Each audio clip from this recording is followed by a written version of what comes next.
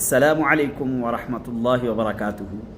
बहुत सारे लोगों ने पूछा है कि हज़रत हमारे ऊपर हमारे मुखालिफिन का हर वक्त दबाव रहता है, हर वक्त हमारे मुखालिफिन हमारे जहन पे सवार रहते हैं, हमारी सोच में रहते हैं, हमारी फ़िक्र में रहते हैं।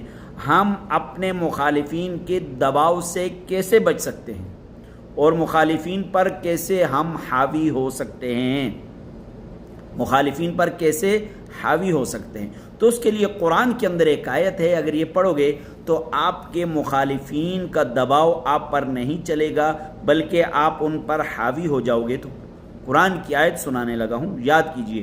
रब्बी अन्नी मगलूबुन फंतसिर, रब्बी अन्नी मगलूबुन फंतसिर, रब्बी अन्नी मगलूबुन फंतसिर। इसको हर नमाज के बाद 7 मरतबा पढ़िए, आप मुखालिफिन आपके ज़ेर हो